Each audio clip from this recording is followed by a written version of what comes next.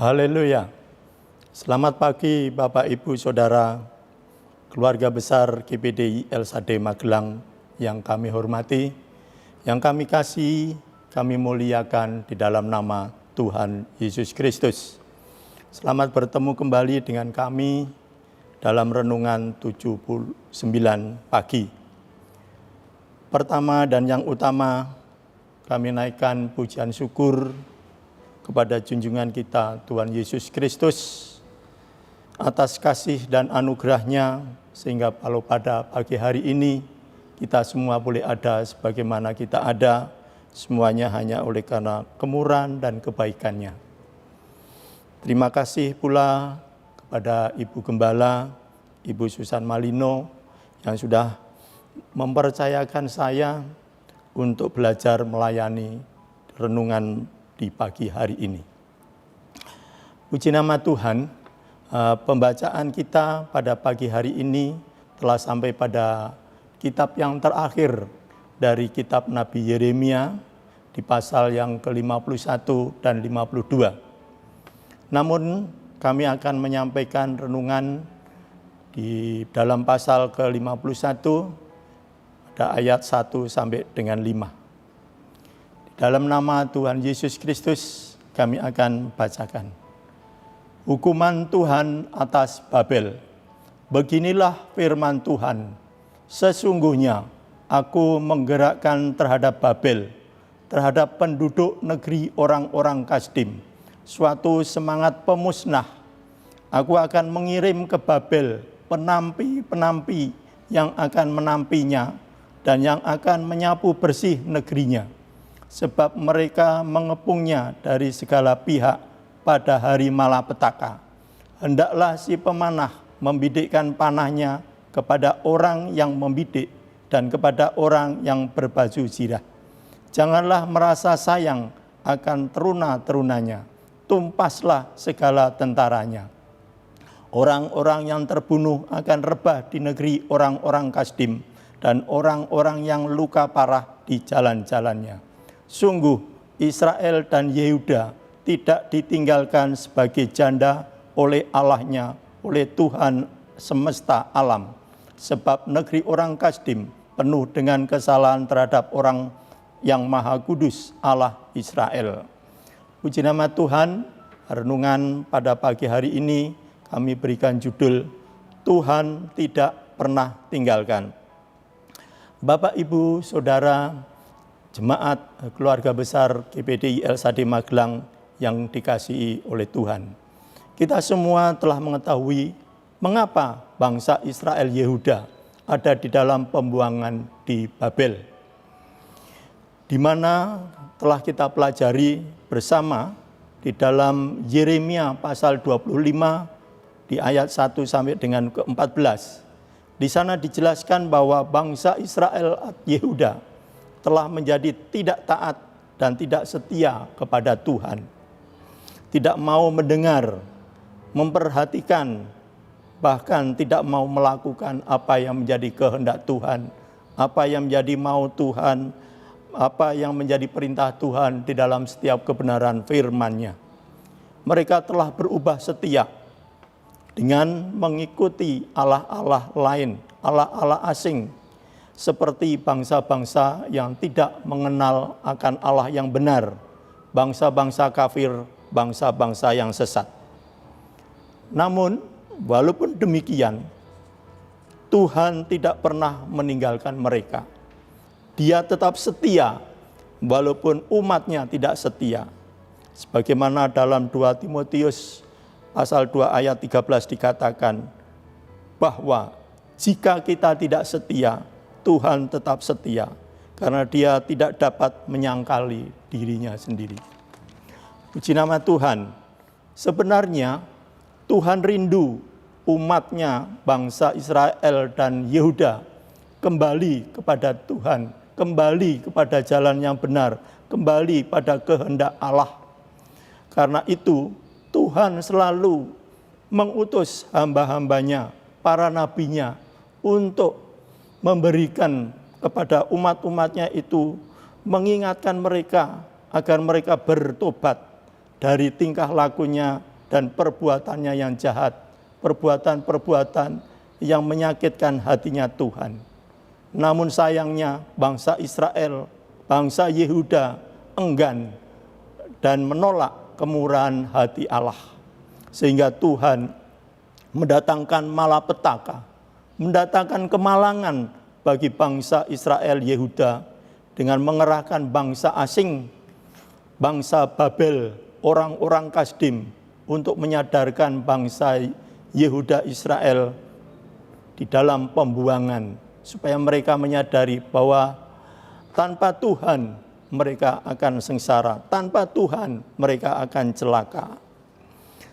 Terpujilah nama Tuhan, dan Tuhan karena sayangnya kasihnya pada bangsa Israel Yehuda berjanji nantinya setelah genap 70 tahun Tuhan akan membalaskan kepada bangsa Babel dengan perlakuan apa yang sudah dilakukan Babel kepada bangsa Israel Yehuda oleh bangsa-bangsa Media Persia. Karena kesalahan-kesalahan dan perbuatan-perbuatan bangsa Babel terhadap bangsa Israel dan Yehuda.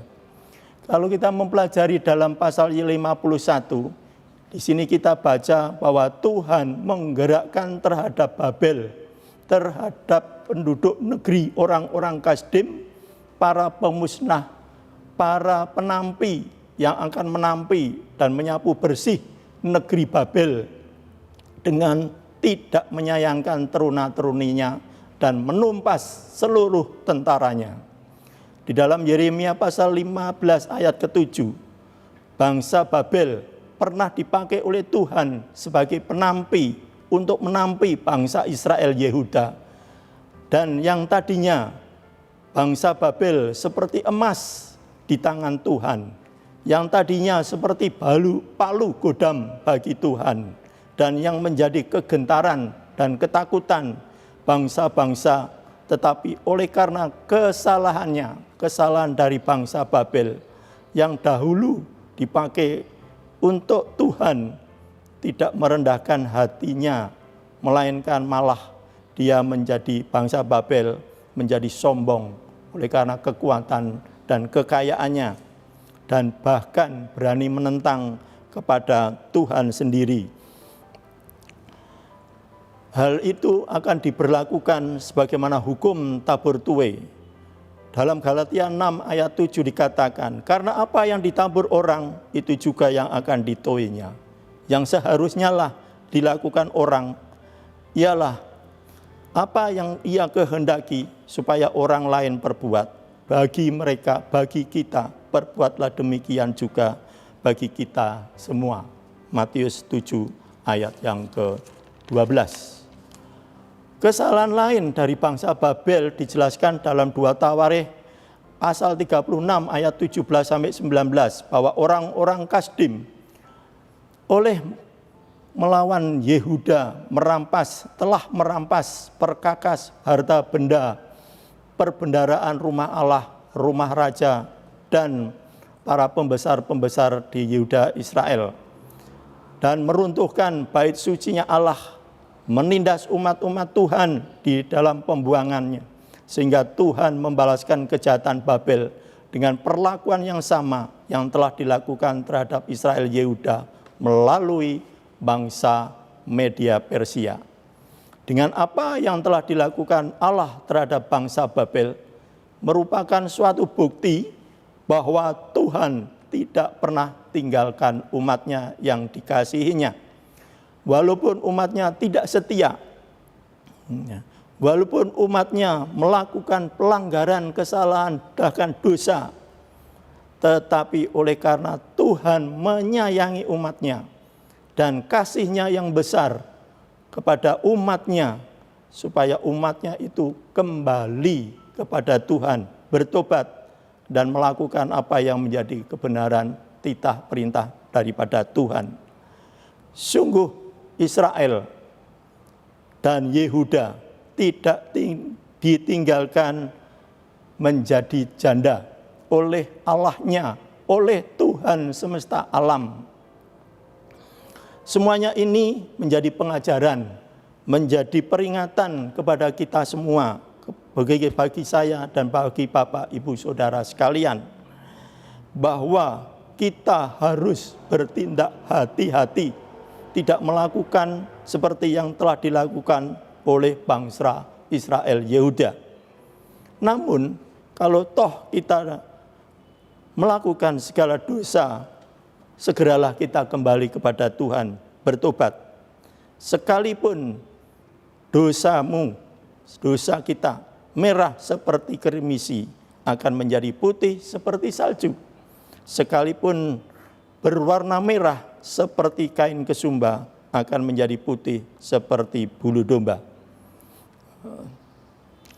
Dengan bagaimana kita akan kembali kepada Tuhan dalam waktu-waktu kita, kalau kita meninggalkan Tuhan dan ditinggalkan Tuhan. Mari kita mau cari Tuhan selalu dan jangan sekali-kali meninggalkan Tuhan agar kita tidak dibuang. Dalam 1 Tawarikh 28 ayat 9b dikatakan, jika kita mencari Tuhan, maka Tuhan berkenan ditemui oleh kita. Tetapi jika kita meninggalkan Tuhan, maka Tuhan akan membuang kita. Oleh karena itu, baiklah kita senantiasa dalam segala situasi keadaan, carilah Tuhan dimanapun kita berada, dimanapun keadaan kita. Yang kedua, biarlah kita senantiasa tetap setia dan berseru kepada Tuhan di dalam segala keberadaan kita. 2 Samuel pasal 22 ayat 26-27. Terhadap orang yang setia, Tuhan berlaku setia. Terhadap orang yang tak bercela, Tuhan berlaku tidak bercela. Tetapi terhadap orang yang bengkok, Tuhan berlaku belat-belit. Demikian juga dalam Mazmur 145 ayat 18-20 dikatakan, Tuhan dekat kepada setiap orang yang berseru kepadanya, pada setiap orang yang berseru kepadanya dalam kesetiaan. Ingat, dalam kesetiaan. Tuhan melakukan kehendak orang yang takut akan Dia, menjawab doa dan mendengarkan teriak kita yang minta tolong, yang dan bahkan Tuhan mau menyelamatkan kita. Tuhan mau juga menjaga semua orang yang setia, yang mengasihi Tuhan, tetapi semua orang yang fasik akan dibinasakannya. Puji nama Tuhan. Yang ketiga, andalkanlah Tuhan dalam penyertaannya. Diberkatilah orang yang mengandalkan Tuhan, yang menaruh harapannya kepada Tuhan. Yeremia 17 ayat 7. Oleh karena itu, kita senantiasa mau mengandalkan Dia sebagai Tuhan yang akan berjalan di depan kita dan akan menyertai kita, bahkan tidak akan membiarkan kita berjalan seorang diri, serta tidak akan meninggalkan kita dalam segala situasi apapun yang kita alami. Oleh sebab itu, Bapak, Ibu, Saudara, jemaat keluarga besar GPD LSAD Magelang yang dikasihi Tuhan, marilah kita tetap menjaga kehidupan kita dengan tentunya pertolongan kekuatan daripada Roh Kudus, supaya kita tetap dapat mengerjakan keselamatan dengan takut dan gentar di hadapan Tuhan menjelang kedatangannya yang kedua kali. Bagi kita lah, tak ada sesuatu yang tidak dapat kita kerjakan di dalam penyertaan Tuhan. Karena kita percaya bahwa Tuhan tidak pernah tinggalkan kita, umat pilihannya, yang selalu mencari Dia, yang selalu setia di dalam setiap keberadaan kehidupan kita, dan selalu mengandalkan Dia dalam setiap aspek kehidupan kita. Puji nama Tuhan. Sekian yang dapat kami sampaikan. Selamat beraktivitas di hari yang baru. Tuhan Yesus memberkati. Mari kita sama-sama berdoa. Bapa dalam surga, Bapa yang kami kasih, di dalam nama Tuhan Yesus Kristus, mengucap syukur dan berterima kasih Tuhan buat firman Engkau yang sudah mengingatkan kami Tuhan, untuk kami tetap setia di dalam Engkau, melakukan apa yang menjadi kehendak-Mu, titah-Mu, kebenaran-Mu Tuhan. Kami tak dapat berjalan seorang diri, kami perlu Engkau, kami perlu Roh-Mu yang kudus untuk kami dapat mampu Tuhan melakukan segala sesuatu yang Engkau kehendaki. Memberkati hamba Engkau, Ibu Gembala, para staf Gembala, para pengerja, jemaat Engkau semuanya, para aktivis gereja, supaya mereka senantiasa sungguh-sungguh melayani Engkau, sungguh-sungguh mengasihi Engkau. Terima kasih Bapa dalam surga, mengucap syukur dan berterima kasih buat segala kebaikan kemurahan-Mu. Di dalam nama Tuhan Yesus Kristus kami mengucap syukur dan berterima kasih. Haleluya. Amin.